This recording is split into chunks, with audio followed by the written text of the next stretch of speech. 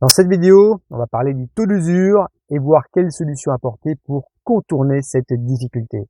Allez, c'est parti!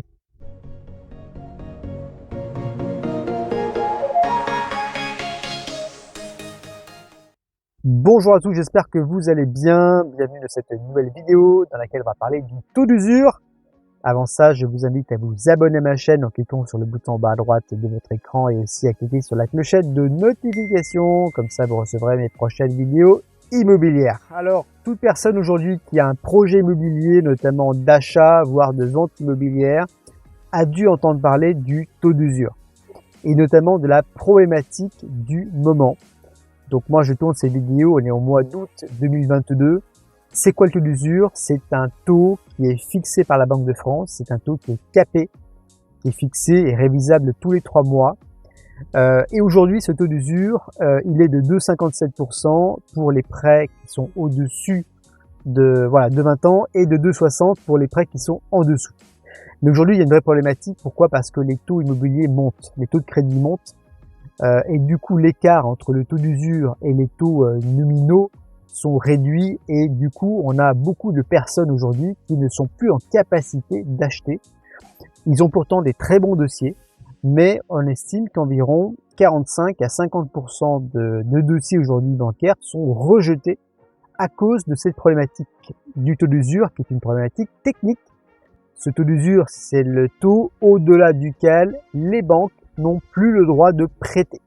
Donc ce taux d'usure doit comprendre toutes les composantes du prêt immobilier, c'est-à-dire le taux nominal, le taux d'intérêt nominal de la banque, l'assurance décès invalidité, l'assurance emprunteur, l'ADI, l'assurance du prêt, alors généralement c'est une caution ou une hypothèque. À ça, vous rajoutez également les frais de dossier et possiblement des frais de courtier. Donc toutes ces composantes composent ce qu'on appelle le TAEG, le taux annuel d'effectif global, et ce TAEG doit être inférieur au taux d'usure. Alors je pense que vous saisissez la problématique, c'est-à-dire qu'aujourd'hui, au mois d'août 2022, on a des taux nominaux qui sont autour de 2% sur 25 ans, voire un peu plus. Ça veut dire qu'aujourd'hui, pour emprunter sur 25 ans, c'est mort. Vous ne pouvez pas, vous ne pouvez plus, parce qu'avec un taux de 2%, vous explosez le taux d'usure. Dans cette seconde partie de vidéo, on va voir quelles solutions les banques peuvent vous apporter pour contourner cette problématique du taux d'usure. Alors, concernant déjà le taux de crédit, le taux nominal, il y a principalement deux options. La première option, c'est de réduire la durée du prêt. Au lieu d'emprunter sur 25 ou sur 20 ans, la banque généralement va vous demander d'emprunter peut-être sur 15 ans, 12 ans, 10 ans. La problématique de ça, c'est que si vous réduisez la durée du prêt, forcément, vous aurez des mensualités plus importantes. Donc, ça peut potentiellement impacter votre taux d'endettement, qui est de 35%. C'est là où intervient la deuxième solution, qui va de pair avec la première, c'est d'augmenter votre taux d'apport. Au lieu d'apporter uniquement les frais de notaire, les 10%, on va dire, eh bien, la banque va vous dire, écoutez, mettez plus dans l'opération, mettez 30%, 40%, peut-être 50% d'apport dans l'opération, de façon justement à ne pas être impacté par ce problème de taux d'endettement. Donc vous réduisez la durée du crédit, vous augmentez l'apport, ça peut être une solution couplée en tout cas pour passer au travers de ce problème de taux d'usure. Si vous ne souhaitez pas mettre trop d'apport dans votre opération immobilière, ce que je peux comprendre, eh bien il va falloir se poser la question de savoir est-ce que le bien que j'achète il est au bon prix?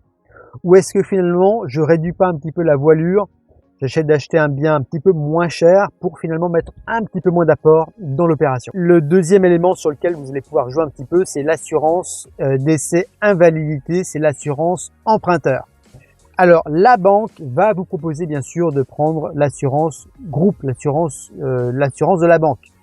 Alors là, ce qu'il faut faire, c'est demander à la banque, premièrement, est-ce que vous pouvez avoir une délégation d'assurance?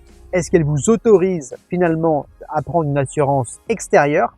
C'est un peu délicat parce que là, vous êtes en négociation avec le banquier. Le banquier gagne un petit peu d'argent avec l'assurance emprunteur. Donc, si jamais vous lui demandez une délégation, c'est pas forcément super judicieux.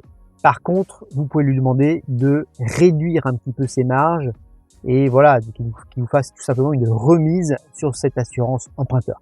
Le troisième levier que vous avez, c'est sur les frais de dossier. Là encore, vous pourrez demander à votre banquier peut-être de carrément supprimer les frais de dossier. Si ça marche, tant mieux. Mais ce qu'il va généralement trouver comme solution, c'est de réduire un petit peu le montant de ces frais de dossier pour vous aider en tout cas à tomber en dessous du taux d'usure. Donc finalement, il y a 3 leviers sur lesquels vous allez pouvoir jouer un petit peu. C'est sur bien sûr le taux de crédit, c'est sur l'assurance emprunteur et c'est sur les frais de dossier. Donc si la banque elle est sympa, si elle veut vous garder comme client entre guillemets, ou si elle veut tout simplement vous prendre comme client, elle pourra jouer sur ces 3 leviers et faire les efforts nécessaires. D'où, en conclusion, l'intérêt dans un premier temps d'avoir un excellent relationnel avec votre banquier. Parce que là, vous avez besoin d'elle. On est dans une situation qui est compliquée, on a un taux d'usure qui nous embête, tout simplement. Donc si votre dossier n'est pas génial à la base, si vous avez plus de 40 ans, si vous êtes peut-être pas en CDI, mais si vous êtes indépendant, vous avez besoin de votre banquier. Le deuxième point important, il faudra vraiment faciliter la vie de votre interlocuteur banquier ou courtier. Ayez un dossier qui soit impeccable pour éviter justement les allers-retours. S'il manque des pièces à chaque fois, ça va être compliqué. D'autant plus que le temps joue contre vous en ce moment. Pourquoi? Parce que les taux d'intérêt montent de mois en mois. Donc l'intérêt vraiment, c'est de trouver un bien rapidement, signer un compromis rapidement et monter le dossier bancaire rapidement. Donc pour cela, il va falloir être coopératif et envoyer toutes les pièces complètes le plus vite possible. Le troisième point important, c'est qu'aujourd'hui, il faut acheter au bon prix. Il ne faut pas surpayer le bien aujourd'hui, loin de là. Au contraire, il faut négocier. Pourquoi? Parce que dans l'opération, vous serez amené certainement à mettre plus d'apports que prévu pour justement, encore une fois, pouvoir tomber en dessous du taux d'usure. Voilà pour cette vidéo. Si vous avez des commentaires, eh bien, je vous invite à les mettre en dessous de cette vidéo. Je serai content de les lire et d'y répondre. Si vous vivez en ce moment une problématique liée au taux d'usure, eh bien, partagez votre expérience, ce sera important également. Je vous invite une nouvelle fois à vous abonner à ma chaîne en cliquant sur le bouton bas à droite de votre écran et aussi à cliquer sur la clochette de notification pour être averti de mes prochaines vidéos immobilières. Merci pour votre écoute et puis je vous dis à très bientôt dans une prochaine vidéo. Allez, bye bye!